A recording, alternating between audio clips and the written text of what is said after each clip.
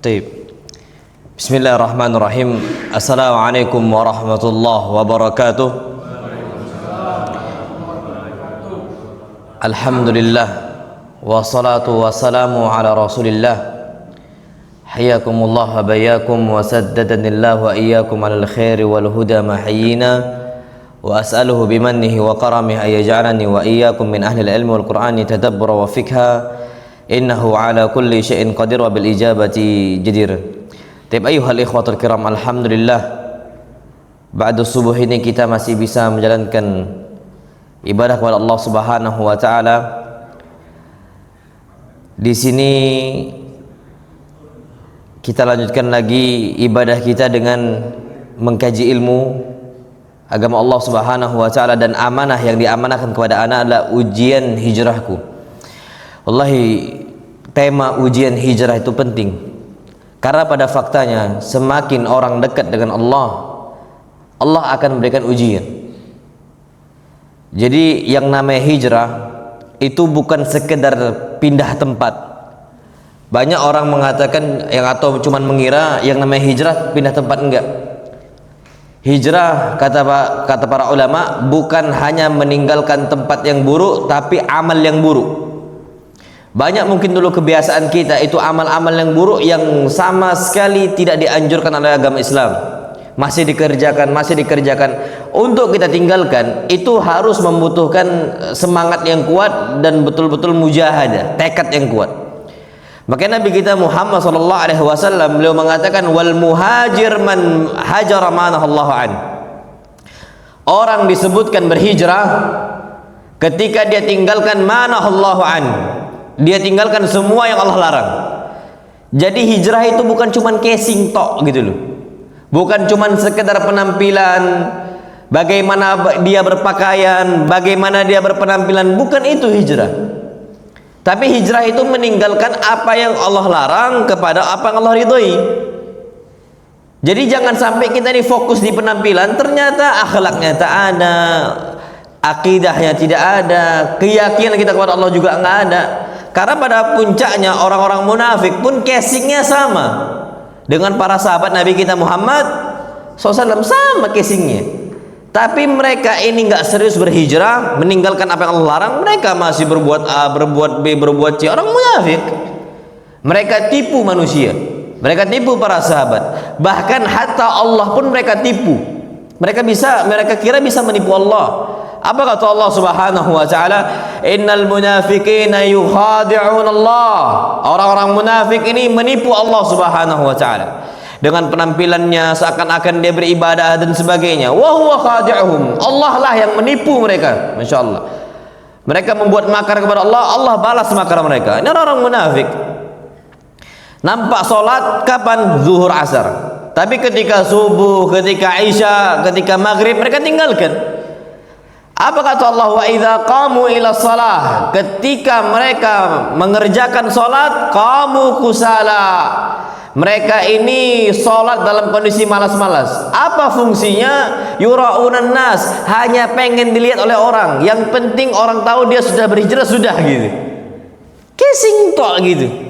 Dan ini banyak, na'udzubillah. Makanya yang perlu kita ketahui, hijrah itu bukan sekedar hanya ucapan belaka gitu, yang tidak diikuti setelahnya dengan amal. Makanya Pak ala kulli di sini, hijrah itu kita harus punya motivasi yang kuat. Untuk apa kita berhijrah? Apa motivasi kita? Kita berhijrah itu karena Allah, bukan karena manusia.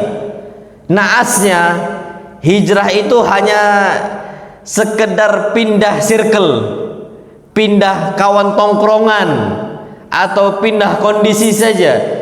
Tapi pada hakikatnya bukan pindah dari yang buruk menuju yang baik. Bukan seperti itu.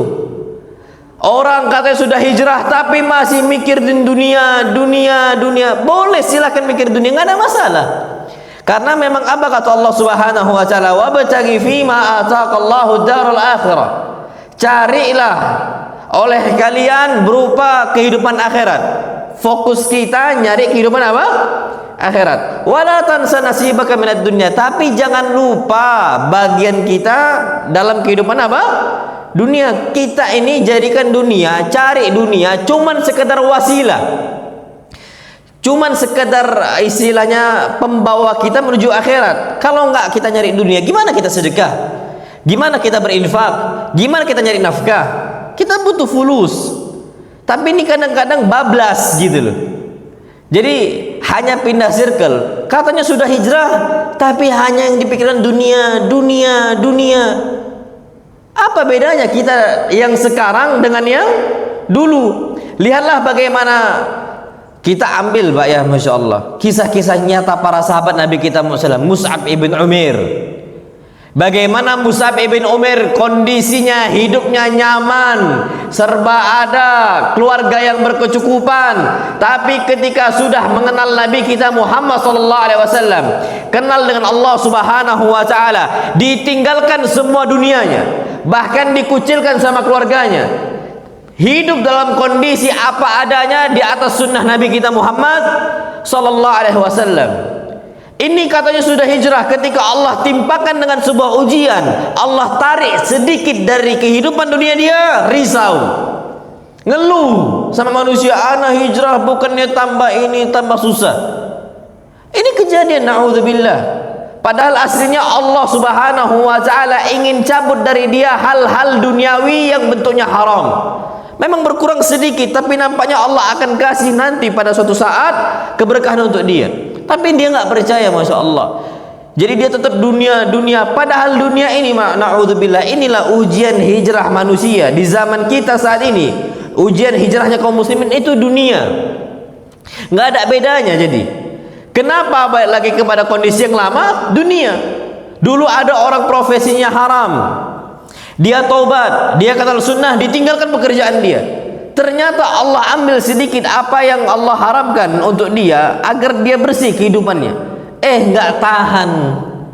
Akhirnya balik lagi kepada kondisi dunia yang haram. Terjadi nggak kayak gitu? Terjadi dunia. Padahal apa kata Nabi kita Muhammad SAW? Kalau kita mau berhijrah, ujian terbesar itu dunia. Maka tinggalkan dunia kita, bukan kita ini hidup untuk dunia.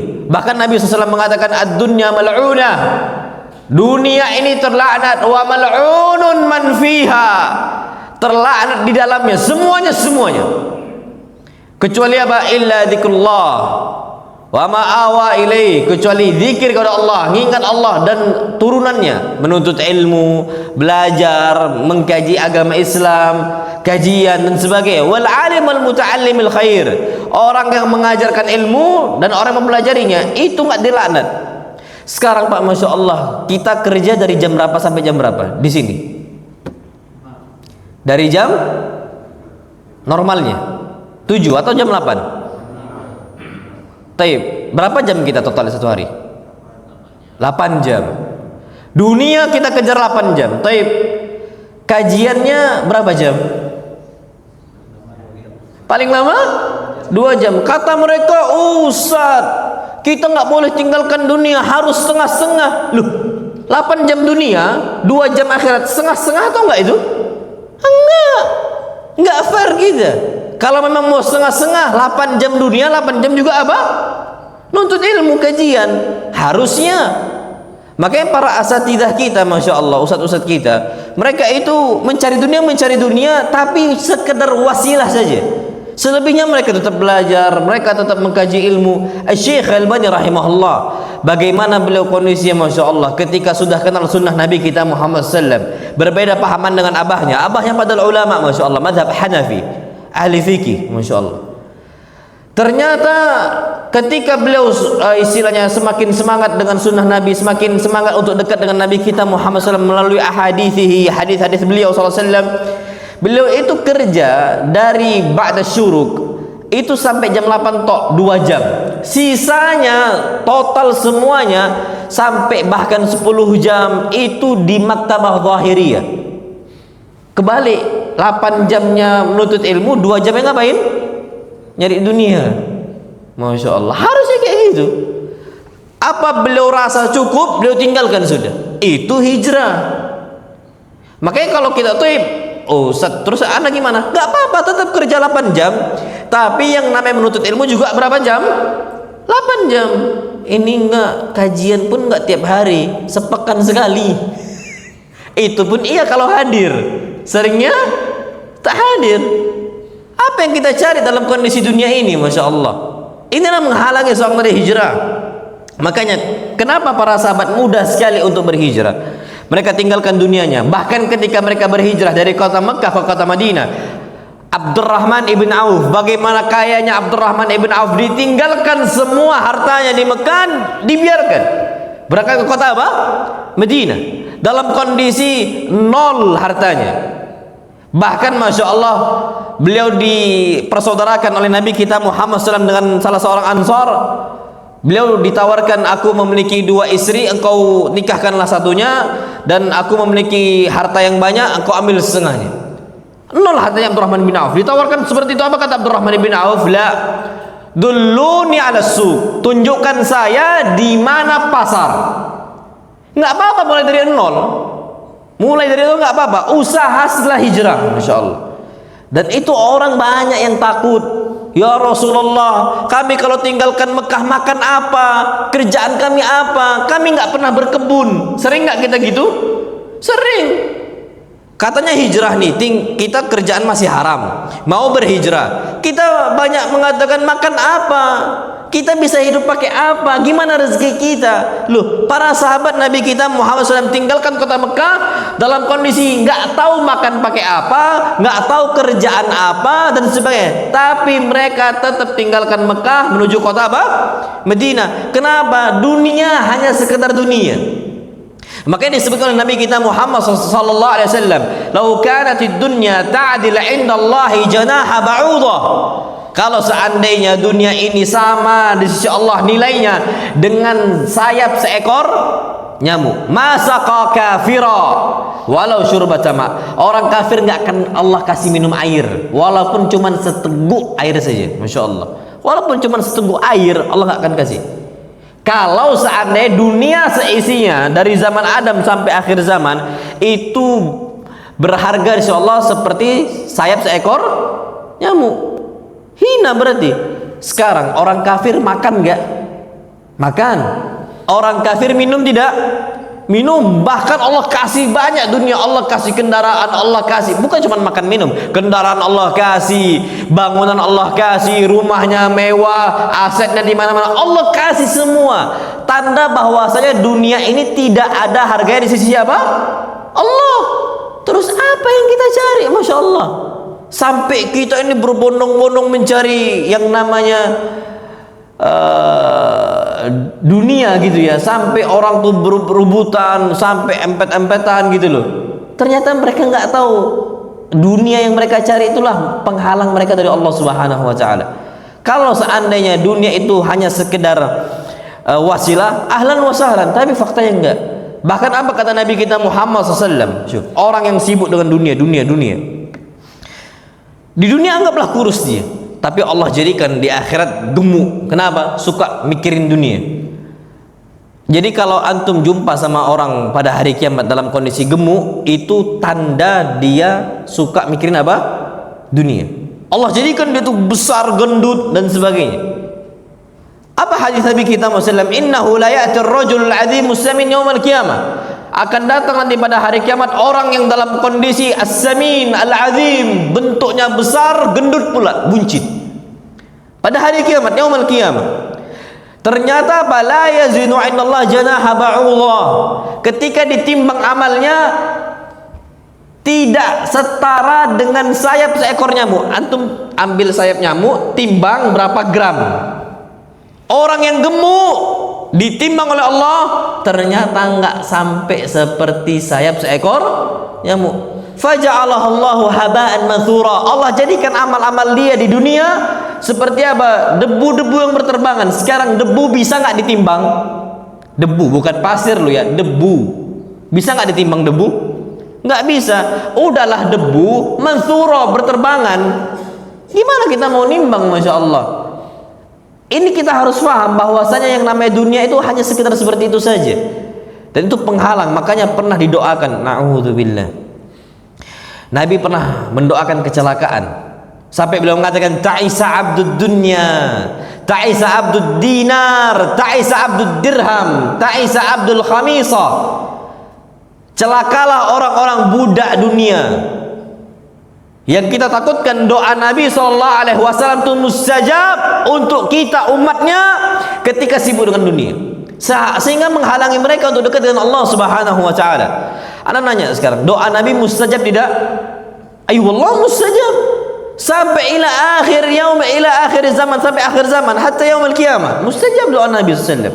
Beliau mengatakan ta'isa abdud dinar, celakalah budak-budak dinar yang dia cari hanyalah rupiah-rupiah saja, atau berapa keping dolarnya semisal, berapa juta rupiahnya, itu yang mereka cari, abdud dinar.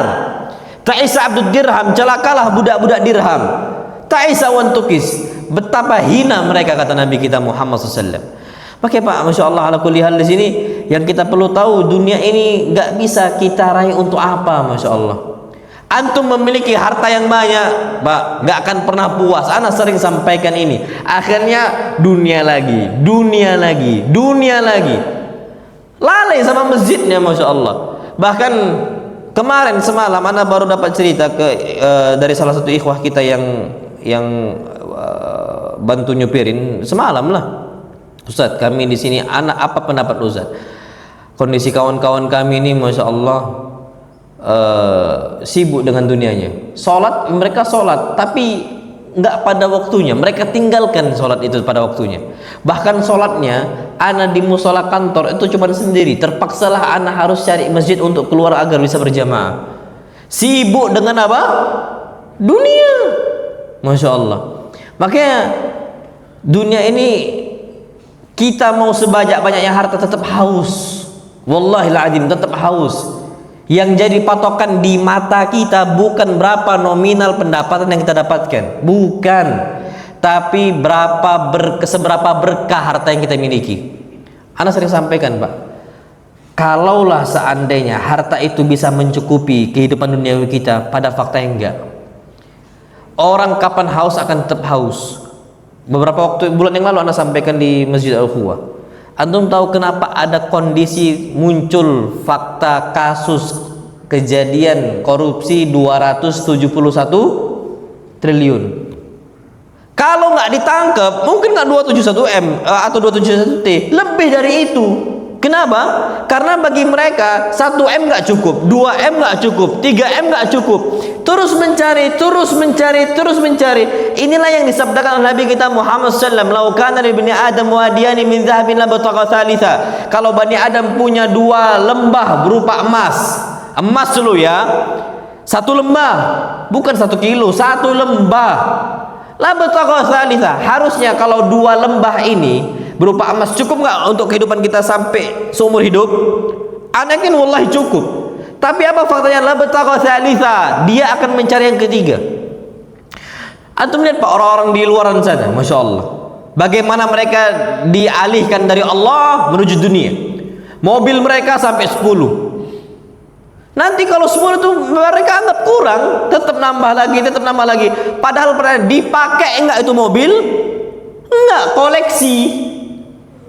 Inilah yang Nabi SAW sabdakan, hati-hati kalian sama dunia. Fa innaha hulwatun khadirah, karena dia manis, enak dinikmati, khadirah, hijau, enak dipandang.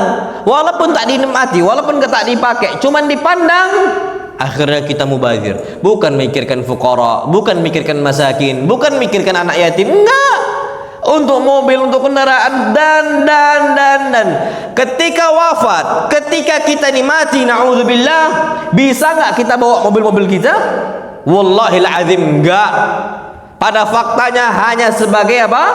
Warisan, harta waris. Itu pun nanti na'udzubillah, kalau nggak ada keberkahan, anak-anak kita ribut gara-gara harta tadi.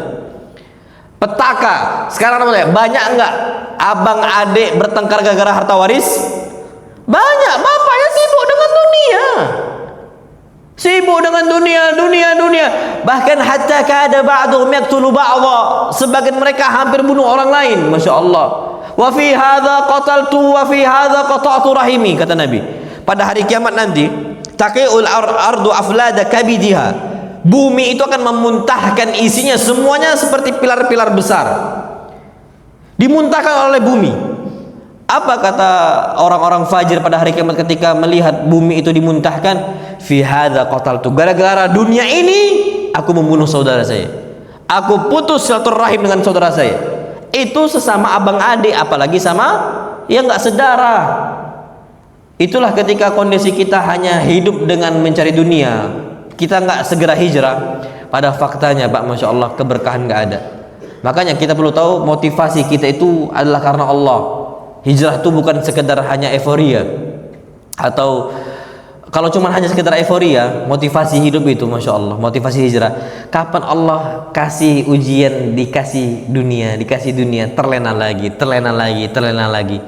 Pakai ala kulil Pak, kita harus tahu bahwa hijrah itu adalah jalan kita untuk dekat dengan siapa? Allah Subhanahu wa Ta'ala. Dan Pak, Masya Allah, yang ajibnya, kalau kita berhijrah, dekat kita sama Allah, salat kita di hadapan Allah, betul-betul memiliki kedekatan kita dengan Allah. Pak, antum merasakanlah bagaimana manisnya iman. Dulu pertama-tama kita kenal sunnah, pertama-tama kita dekat dengan masjid, pertama-tama kita tahu syariat untuk sholat jamaah, dekat dengan Allah Subhanahu wa Ta'ala. Bagaimana kondisi kita sering nangis, sering kita itu Masya Allah ngadu di hadapan Allah. Sekarang ketika Allah udah uji 1 tahun, 2 tahun, seakan-akan hampa rasa manis itu. Berarti apa? Hijrahnya ini nggak totalitas. Dulu ketika awal kenal sunnah, Masya Allah, dekat sekali sama Allah, bisa nangis Pak, baca Quran itu bisa mudah untuk menangis dengan Allah. Sekarang nggak ada rasanya. Kenapa? Udah lari dari Allah Subhanahu wa Ta'ala. Taib, kalau udah kayak gitu gimana kondisinya? Dekat lagi kepada Allah, balik lagi kepada Allah. Banyakkan amal-amal nawafil, amal-amal sunnahnya. Nabi kita Muhammad SAW bersabda, "Wala yazalu 'abdi yataqarrabu ilayya bin nawafil hatta uhibbahu." Tidaklah seorang hamba dia mendekatkan diri dia kepada saya dengan amal-amal sunnah. Ini hadis qudsi. Kata Allah, hatta uhibbahu, sampai saya cinta sama dia. Masya Allah, saya cinta, senang sama dia. Masya Allah, Allah senang sama dia. Kita Pak, ngaku cinta Allah mudah. Semua orang bisa ngaku mengklaim cinta Allah. Tapi pertanyaannya, apakah kita dicintai oleh Allah ataukah tidak? Nah, ini pertanyaannya sekarang Pak. Kalau mengklaim, apa kata para ulama? Kullun yadda'i waslan bi Laila. Semua orang tuh bisa mengklaim cinta siapa? Laila. Walakin Laila la tuqirru lahum bidzak. Tapi Laila enggak mengiyakan cinta mereka. Namanya cinta bertepuk sebelah tangan. Enggak disambut cinta itu, Masya Allah. Kita cuma mengatakan ana cinta Allah. Apa dampak konsekuensi dari kita cinta Allah? Kalau ternyata tidak ada perubahan, nggak menambah amal kita, tidak menambah iman kita dan sebagainya, kita nggak dicintai oleh Allah Subhanahu wa Ta'ala. Makanya apa kata Nabi, apa kata Allah, fa idza ahbabtu, kalau aku sudah cinta sama seorang hamba, kuntu sam'ahu alladhi yasma'u bih, aku yang akan jaga telinga dia, pendengaran dia. Nggak suka mendengarkan ghibah, nggak suka mendengarkan namimah, tidak suka untuk mendengarkan hal-hal yang Allah haramkan berupa musiknya dan sebagainya. Nggak suka dia suka dengan Allah, dia suka dengan kalamullah. Kapan mendengarkan firman Allah Subhanahu wa Ta'ala dia bisa nangis gitu loh. Ketika disebutkan oleh Allah, ya ibadi, wahai hamba-hambaku, masuk ke hati dia, Allah manggil dia, Masya Allah. Ketika Allah mengatakan ya ayyuhalladzina amanu, wahai orang-orang beriman, nangis dia dengan Allah. Dia merasa dipanggil oleh Allah, merasa nyaman dipanggil oleh Allah Subhanahu wa Ta'ala. Dan kita ketika dipanggil oleh Allah ya ayyuhalladzina amanu, diem bae. Cuman diam aja, nggak tahu apa isinya, Masya Allah. Apa kata Ibn Mas'ud? Idza qala Allah ya ayyuhalladzina amanu fa'ar'i sam'ak. Kalau Allah menyebutkan wahai orang beriman, pasang telinga kita, dengarkan apa yang Allah sampaikan kepada kita. Itu kalau orang-orang betul-betul hijrah di hadapan Allah Subhanahu wa Ta'ala, dia betul-betul dekat.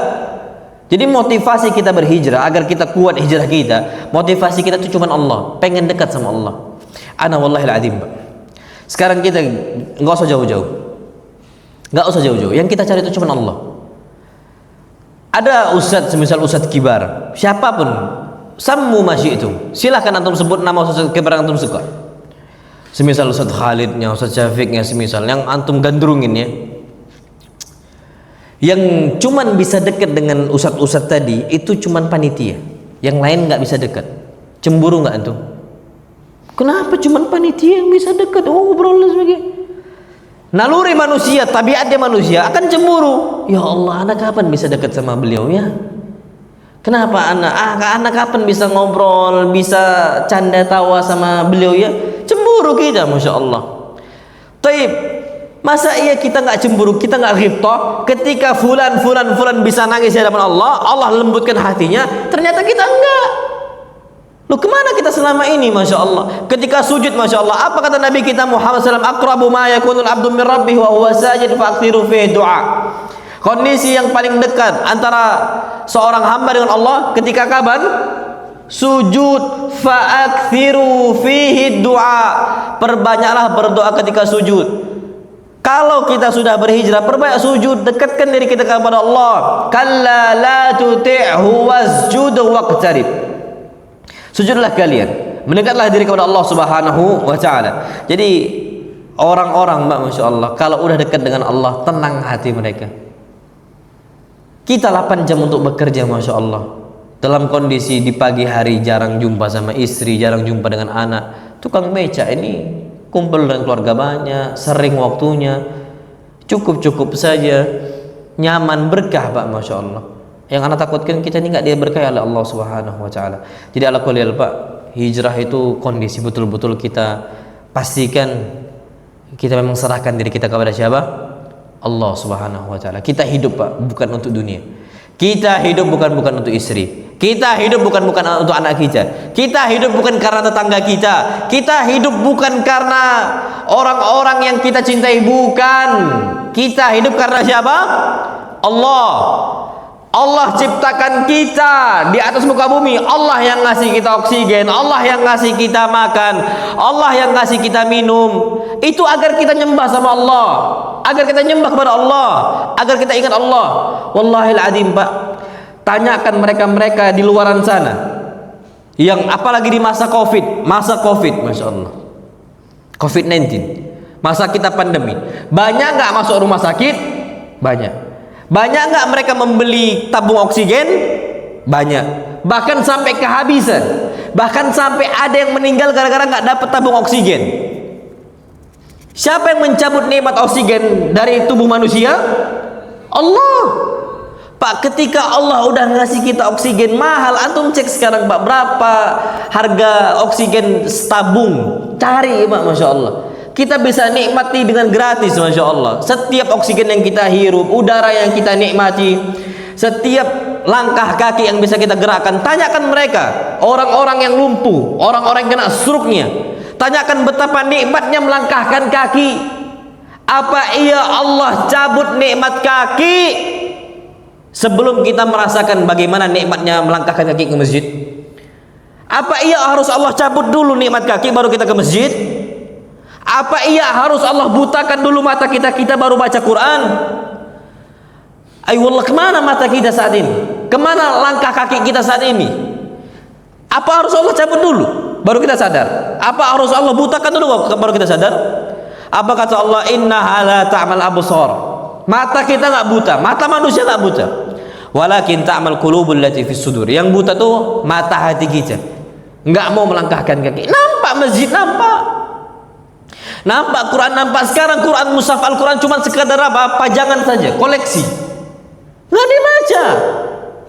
Ana wallahil adzim, ana kapan dapat surat semisal, apalagi dari orang yang ana cintai, dikhususkan untuk anak akan cari terjemahannya, berangkat ke fulan yang ngerti bahasa itu, anak akan cari apa, Pak, ini apa artinya ya, anak akan cari tahu itu. Tapi ketika Allah Subhanahu wa taala kirimkan risalah untuk kita gitu ya, atas dasar hubban minhu, cintanya Allah kepada hamba-hambanya, dikirim untuk kita, ternyata kita abaikan. Na'udzubillah. Kita abaikan gitu saja. Kita nggak baca. Bahkan sekolah-sekolah tahsin, kajian-kajian tajwid dibukakan agar kita tuh bisa menikmati bacaan Quran, membaca risalah dari Allah Subhanahu wa taala atas landasan cinta dari Allah. Itu ternyata kita nggak datangi. Bahkan untuk memahami isinya pun kita nggak tahu. 40 tahun. Umur kita sekarang udah 40 tahun, udah 50 tahun, bahkan ada yang 60 tahun. Sampai hari ini belum paham isi Quran. Dengan apa kita jumpa dengan Allah? Kalau nggak hijrah dari sekarang, antum nggak akan bisa jawab pertanyaan Allah. Wallahi nggak akan bisa. Kalau nggak hijrah dari sekarang, antum totalitas, gitu ya. Karena pada faktanya kita akan terus lalai. Allah berfirman, alhaakumut takatsur. Kalian akan terus lalai. Dengan apa? Mengumpulkan harta, takatsur, memperbanyak harta. Sampai kapan kita sadar? Hatta zurtumul maqabir. Sampai kalian masuk liang lahat, baru sadar, ya Allah, rupanya betul ada hari kiamat, betul ada kematian, baru sadar. Kita melangkahkan kaki kita pada hari kiamat, enggak akan Allah kasih izin sampai Allah tanya semuanya. Langkahkan satu kaki, enggak akan diizinkan oleh Allah. Allah tanya, an umrihi fi ma'afna, tentang umur yang dihabiskan untuk apa? 40 tahun kita habiskan waktu kita untuk apa? Untuk apa? Udah apa yang kita habiskan? Untuk agama Islam, untuk jasa Nabi kita Muhammad SAW. Makanya cobaan itu pasti ada. Mau hinaan, mau godaan, mau cobaan, ketika kita berhijrah itu pasti ada. Dari tetangga atau teman yang melalaikan. Teman ngajak kita, udah nggak usah kajian, kita ngopi aja. Ada nggak yang gitu? Ada. Mau kajian, bang, sikit-sikit kajian, healing kita, healing ke mall, healing tuh ke masjid. Tapi ternyata dilalaikan sama keluarga kita. Kemana? Ke mall lah, udah lama nggak ke mall. Padahal jadwalnya apa? Kajian. Ujian itu pasti ada, Masya Allah. Apa kata Nabi kita Muhammad SAW ketika beliau tanya, ya Rasulullah, ayyun nasi asyaddu bala'an? Siapa manusia yang paling berat cobaannya? Beliau katakan al-anbiya, para nabi. Semakin soleh seseorang, semakin berat ujiannya. Dari tetangga, dari kawan, dari anak, dari istri, semakin berat cobaannya. Tsummal amsal, kemudian setelahnya, tsummal amsal, kemudian setelahnya. Fayubtala ar-rajulu ala hasabi dinihi. Orang itu akan Allah kasih cobaan sesuai dengan kualitas agamanya. Masya Allah. Fa in kana fi dinihi salman, kalau seandainya agama itu kuat kokoh, ishtadda bala'u, semakin kuat pula cobaannya. Masya Allah. Semakin tinggi agama kita, kualitasnya loh ya, cobaannya semakin berat. Hinaan, makian, cacian, Masya Allah, akan banyak. Tapi semakin lemah agama kita, semakin lemah cobaannya. Makanya orang-orang kafir itu seakan-akan nggak Allah kasih ujian, karena agama mereka nggak kuat, sudah dibiarkan. Nah, kalau kita sudah berhijrah, pasti kita harus pahami cobaan itu pasti banyak. Karena dalam kondisi duniawi, apa kata Allah? Ahasiban nas, apakah manusia akan mengira an yutraku, mereka dibiarkan an yaqulu amanna, untuk mereka mengucapkan kami beriman, wahum la yuftanun, dalam kondisi mereka nggak diuji? Lah, pasti diuji. Kita mengatakan KTP agama Islam, diuji oleh Allah. Kita mengatakan amanna, kami beriman, diuji oleh Allah. Kita katakan sudah hijrah, diuji oleh Allah Subhanahu wa ta'ala. Nabi Adam alaihi salam, bagaimana Allah cabut kondisi kenikmatan-kenikmatan di dunia agar dekat dengan Allah. Kasus apa itu? Nabi Adam loh ya. Nabi Adam awalnya hidup di mana? Surga. Dengan segala kenikmatannya, dengan segala kenikmatan. Di situ ada buah anggurnya, di situ ada buah pisangnya, ada susunya, ada sungainya, ada isanya, dengan segala kenikmatan surga, dunia surga itu bisa dirasakan oleh Nabi Adam alaihi salam. Tapi Nabi Adam melakukan sebuah kesalahan fatal, makan yang Allah haramkan, na'udzubillah. Padahal apa kata Nabi? Kalau orang makan yang haram, an-naru aula bihi, dia lebih layak untuk masuk ke dalam apa? Api neraka. Agar Nabi Adam nggak terlena, Allah kasih ujian untuk dekat dengan Allah. Apa ujiannya? Allah cabut nikmat surga. Akhirnya Allah katakan, qulna ihbitu minha jami'a, engkau wahai Adam, wahai Hawa, turun dari surga menuju apa? Dunia. Allah cabut kenikmatan tadi agar nggak lalai, agar ingat Allah. Nah, kalau seandainya kita berhijrah, pasti yakin Allah akan coba, Allah akan kasih ujian, Allah akan cabut sedikit. Ini awal-awal hijrah. Nanti kalau sudah terbiasa, udah insya Allah akan Allah mudahkan. Allah uji itu di awal. Nabi Adam Allah uji di awal, tapi pada puncaknya hidup di dunia aman-aman aja. Awalnya udahlah kondisi turun dari surga, hilang kenikmatan surga, jatuh di muka bumi pun kondisi terpisah jauh. Adam di tempat A, Hawa di tempat B, jauh, masya Allah. Tapi akhirnya Allah perjumpakan kembali. Allah berikan nikmat kembali untuk bersama-sama. Makanya pada faktanya, Pak, yang perlu kita ketahui, kalaulah seandainya kita ini memang berhijrah, pasti Allah akan jadikan cobaan berupa istri, berupa harta, berupa apa. Bisa nggak kita bertahan? Nabi kita Muhammad SAW, kita perlu tahu orang yang paling berat cobaannya Nabi, para Nabi. Dan dari para Nabi yang paling berat cobaannya siapa? Nabi kita Muhammad Sallallahu Alaihi Wasallam. Pak, bagaimana Nabi Sallallahu Alaihi Wasallam? Beliau ini adalah seorang yang saleh, tapi ternyata Allah jadikan Nabi kita Muhammad SAW orang yang muslih, bukan sekedar saleh, tapi muslih, yang memperbaiki umat, yang mengajak umat kepada Allah. Cobaannya berat. Dulu dicintai, tiba-tiba dibenci. Dulu disanjung, tiba-tiba dimaki. Dulu ditinggikan derajatnya, tiba-tiba dihinakan.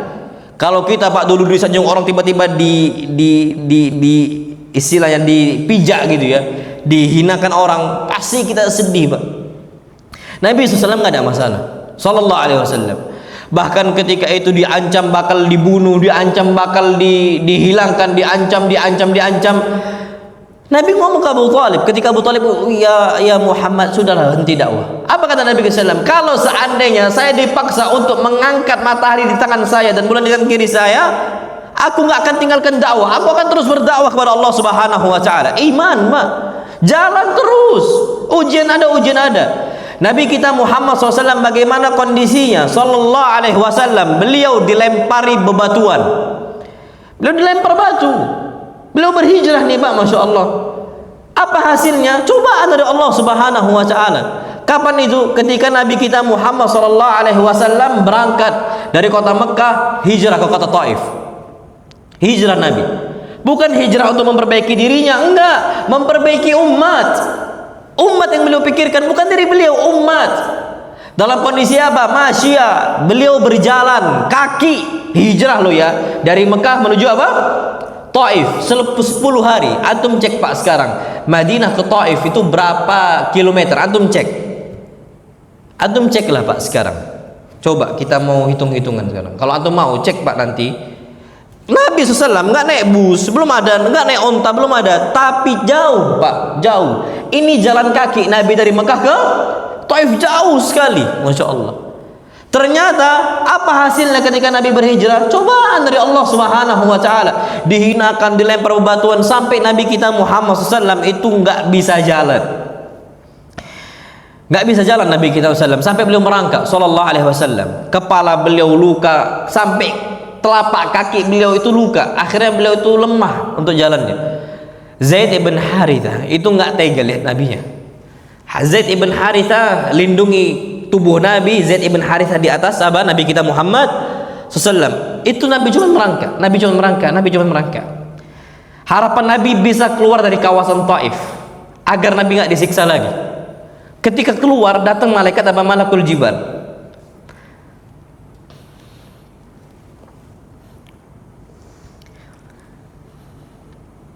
Ketika keluar, orang-orang stop ini menyiksa Nabi. Apa kata Muhammad? Ya Muhammad. Malaikat ini ngomong, ya Muhammad, in syi'ta la'udbikan harimul akhsyawin. Malaikat pun gak ridho, Nabi ya dilempar batu. Wallahi lazim.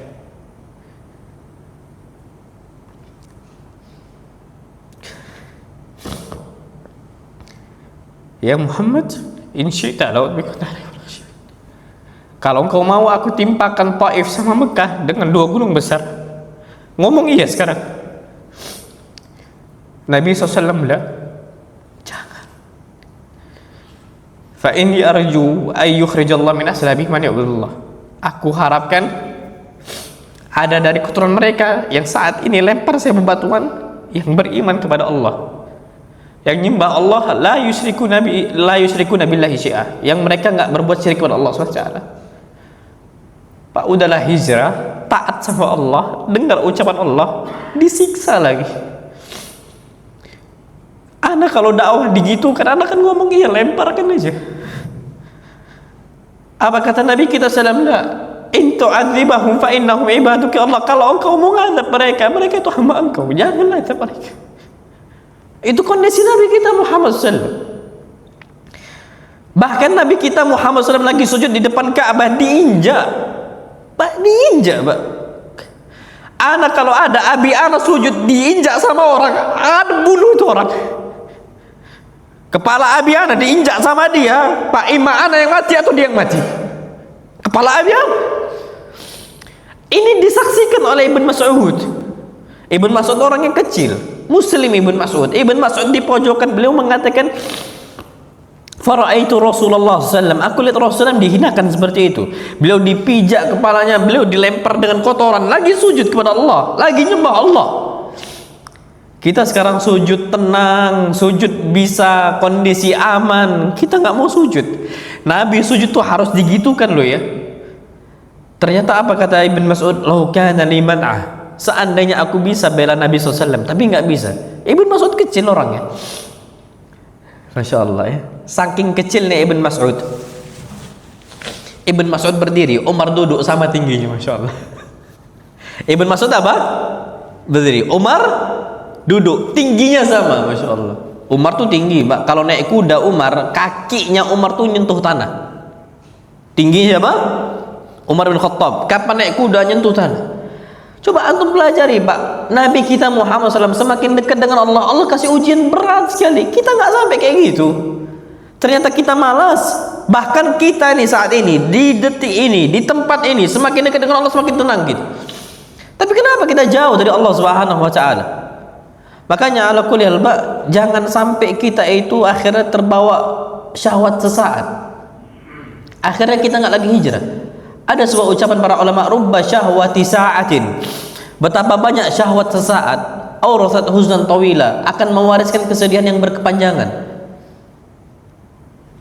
Antum nanti akan nyesal berkepanjangan pada hari kiamat. Antum gak dekat sama Allah.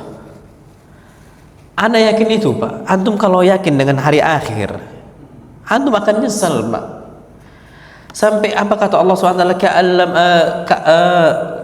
lam yalbathu illa ashiyatan aw duhaha, seakan-akan manusia itu merasa semuanya hidup dunia yang selama 60 tahun illa ashiyah, kecuali satu sore saja, satu isya saja, aw duhaha, atau satu duhanya saja. Buktinya kita sekarang, Pak, udah berapa tahun? 40 tahun ya? Nyampe. 50 tahun nyampe. Masa SD kita masih terkenang di mana kita SD. Seakan-akan kok kita ini masih muda, padahal sudah apa? Tua. Kayaknya kita nih masih baru loh, masih muda dulu, kayaknya belum tua kita nih.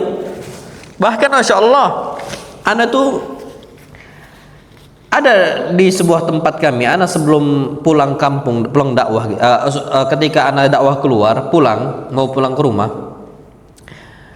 di depan itu ada kakek-kakek yang sudah tua bungku main kartu. Anda nggak tahu main apa, ya main gaplek mungkin, main apa gitu, nggak ngerti. Masya Allah, udah tua. Anda sampai ngomong sama ikhwan, Pak, mereka ini kan tiap malam main kartu, main gaplek, antum nggak ngingatkan? Kan banyak jamaah-jamaah kita yang orang-orang sini lah, kenapa nggak disampaikan? Apa kata mereka? Ustadz, sudah kami sampaikan. Apa kata mereka? Nanti kalau sudah tua. Padahal sudah apa? Tua, sudah tua renta, sudah bungkuk, sudah Masya Allah, sudah beruban. Tapi ngomongnya nanti berubah kalau sudah tua. Kita, Pak, sudah tua. Anak sudah beruban, Pak, sekarang. Istri anak tuh ngitung 30 lebih uban anak. Anak masih muda, Pak. Mungkin banyak kali pikiran anak. Dihitung awalnya, anak tahu dari ikhwan kita, akhi Andre itu. Ustaz, antum banyak uban antum, Ustaz. Masa iya? Iya, Ustaz. Habis itu tiba-tiba kawan anak Ustaz Ammar namanya, Ustaz, antum uban antum udah terlalu banyak, Ustaz. Sampai akhirnya anak mikir, ya Allah, udah tua kita ini. Tapi anak ngerasa apa? Muda. Terus kayak gitu. Anak kalau anak, Pak, saya umurnya masih muda, masih muda, alhamdulillah. Cuman rasa-rasa kita tuh, Pak, kayaknya masih masih anak-anak, kita masih bisa main, kita masih bisa canda, kita masih bisa nongkrong A, nongkrong B. Paling nggak umur kita lagi itu. Kapan kita sadar? Ketika kita sudah mati, sudah Allah Subhanahu wa taala tenggelamkan di bawah muka bumi Allah Subhanahu wa taala. Maka dari itu ayyuhal ikhwatul kiram, sabarlah ketika berhijrah. Sebentar kita kok, wallahi sebentar. Daripada kita merasakan syahwat sesaat tapi kesedihan yang berkepanjangan, akan terus nangis, Pak, pada hari kiamat. Kalau ada hinaan orang biasa, Pak, Nabi pun dihina. Antum kalau hijrah, Pak, dekat dengan masjid, dihina nggak sama orang? Dihina. Nanti dikatakan ini, dikatakan itu, dikatakan nggak butuh dunia, sok suci dan sebagainya. Enggak. Sudah, kalau kita dihinakan seperti itu, apa kata Allah? Walaqad na'lamu annaka yadiku sadruka bima yaqulun. Kami tahu kondisi engkau itu betul-betul sempit dada engkau, sakit hatinya. Apa kata Allah? Fasabbih bihamdi rabbik. Fokuslah untuk apa? Bertasbih kepada Allah. Wa kum minas sajidin. Fokuslah untuk sujud. Wa'bud rabbaka hatta ya'tiyakal yaqin. Fokus engkau sembah Allah sampai datang kematian. Fokus saja, Pak, fokus hijrah. Orang mau ngomong apa, orang mau ngomong B, mau ngomong C, tetap fokus. Tapi ini nampaknya sudah keluar makanan nih. Sudah selesai kita. Sampai jam berapa, Pak Afwan? Ana takutnya kelamaan nanti. Oh gitu. 10 menit lagi ya. Masya Allah. Ada tanya jawab nggak? Nggak ada ya? Nggak usah ya? Nggak usah. Nah, taib. Ana lanjutkan sedikit. Antum, Pak, agar aman dari ujian-ujian hijrah, cari circle yang ingat kajian, cari kawan-kawan yang ingat masjid. Maksudnya gini, kita nggak nampak di masjid, ayo fadhol ke masjid kita, ayo kita kajian. Itu kalau kita itu mau aman dari ujian apa? Hijrah. Karena apa? Pada faktanya as-sahib sahib, kawan itu as-sahib kawan, sahib narik dia. Kawan tuh narik, Pak. Imma kepada kebaikan, imma kepada keburukan. Imma kita mewarnai atau kita diwarnai. Itu saya pilihannya, Pak. As-sahib sahib. Kalau kita salah memilih kawan, udah, Pak. Makanya kata Nabi kita Muhammad SAW, al-mar'u ala dini khalilihi. Orang itu di atas perangai siapa? Kawannya. Falyanzur ahadukum man khalil. Lihat kepada siapa kita ini berkawan. Kapan baik kawan kita, baiklah kita. Kapan buruk kawan kita, buruklah kita. Cari, Pak, sekarang. Makanya anak senang, Pak, kondisi antum dekat dengan masjid. Karena pada faktanya kita dimudahkan dekat dengan masjid karena kita sering berkumpul sama orang-orang soleh. Beda, Pak, antara orang yang sholatnya di rumah sama orang sholatnya di masjid. Beda. Kenapa beda? Karena orang sholat di masjid nanti ke depannya akan ditanya, akhi Afwan, antum sakit? Soalnya anak beberapa hari nggak lihat antum. Afwan, lagi diuji A, B, C. Masya Allah. Akhirnya dia datang sama kawannya, ayo kita nggak apa-apa ke masjid lagi, nanti anak bantu.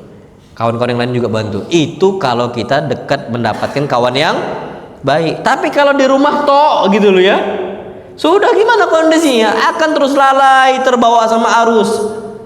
Jadi agar kita aman dari hijrah, kata para ulama, yang paling ampuh pertama adalah cari kawan yang saleh, yang baik, yang ingat dengan masjid. Antum kalau mau nyari lingkungan yang terbaik, lingkungan masjid. Ini nih, sini. Masjid apa? Ar-Rahman. Masjid ini Ar-Rahman.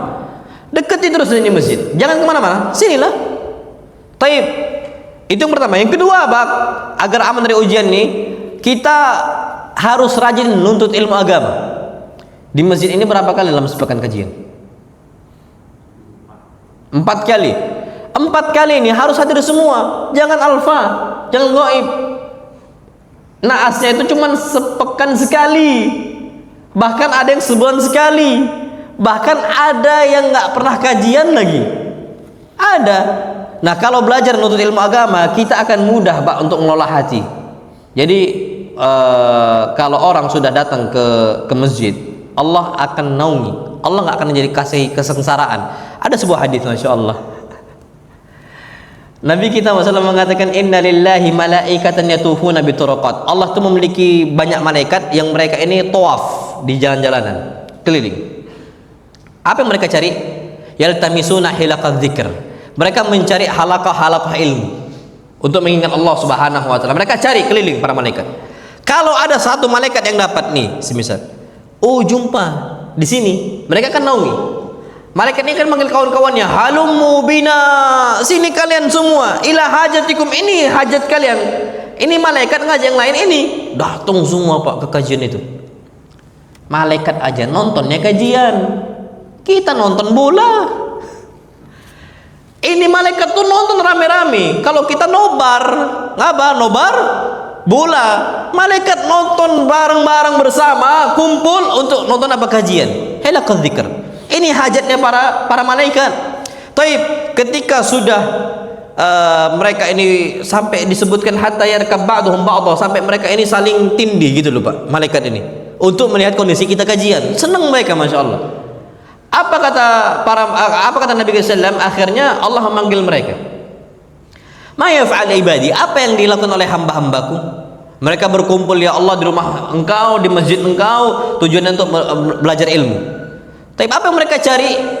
Mereka mencari ridho Engkau ya Allah. Ini kata siapa? Kata para malaikat. Apa yang mereka harapkan? Masuk surga. Apa yang mereka takuti? Neraka Engkau. Apa pada puncaknya? Kata para malaikat, ya Allah, sesungguhnya inna minhum, ada dari mereka yang datang ke majelis ilmu bukan untuk menuntut ilmu, tapi untuk jumpa sama kawannya, untuk urusan A, urusan B, bukan untuk ilmu, bukan untuk ingat Engkau. Bagaimana mereka? Kata Allah SWT, likulli haula'i ghafartu lahum, untuk mereka semua aku ampunkan kesalahan-kesalahan mereka. Loh, tapi fulan gimana kondisi yang tadi bukan karena ilmu? Nggak ada masalah. Apa kata Allah? Haula'i la yashqa bihim jalisuhum, para penuntut ilmu, kawan-kawannya tidak akan merasa sengsara dengan ada wujudnya mereka. Masya Allah. Kita kalau berkumpul dengan kawan-kawan yang menuntut ilmu, nggak akan sengsara kawannya. Makanya Pak, kalau antum dekat sama ustaz, insya Allah hidup antum kan banyak solusi, insya Allah akan banyak pencerahan, akan banyak istilahnya solusi yang diberikan oleh Allah melalui para asatidzah. Kenapa? Kita nggak akan sengsara kalau kita sering bermajelis dengan ahli ilmu, dengan para penuntut ilmu. Itu yang perlu kita ketahui. Taib. Kemudian yang ketiga, hadapi rasa kegagalan hijrah kita. Kalau kita ternyata balik lagi, ingat, jangan putus asa. Gagal nih, jangan putus asa. Kenapa? Karena Allah akan terus menerima taubat kita. Sampai kapan? Hatta tamallu, sampai kita bosan untuk bertaubat. Kalau kita, adalah nggak usah taubat lah, udah bosan. Itulah akhirnya Allah tutup pintu apa? Maghfirah. Selama kita kekeh, teguh bertobat, jangan putus asa. Ya ibadi, wahai hamba-hambaku, alladzina asrafu ala anfusihim, yang telah melampaui diri mereka batasan-batasan Allah, yang melakukan keharaman-keharaman Allah. La taqnatu min rahmatillah, jangan putus asa dari Allah. Jangan putus asa. Innallaha yaghfiru dzunuba jami'a, karena Allah mengampunkan segala apa? Dosa. Jadi ala kulli di situ, kalau seandainya kita ini lelah, gagal, merasa gagal, jangan putus asa dari Allah Subhanahu wa taala. Kemudian akhirnya mudah-mudahan kita istiqamah di atas apa? Hijrah kita di atas sunnah Nabi kita Muhammad sallallahu alaihi wasallam. Taib. Itu tantangan hijrah dan juga kondisi agar kita kuat posisi hijrah kita. Kurang lebihnya mohon maaf. Mudah-mudahan Allah Subhanahu wa taala berkahi di pagi hari ini untuk kita semua. Wa sallallahu ala nabiyina Muhammad, subhanakallahumma bihamdika asyhadu an la ilaha illa anta astaghfiruka wa atubu ilaik. Assalamualaikum warahmatullahi wabarakatuh.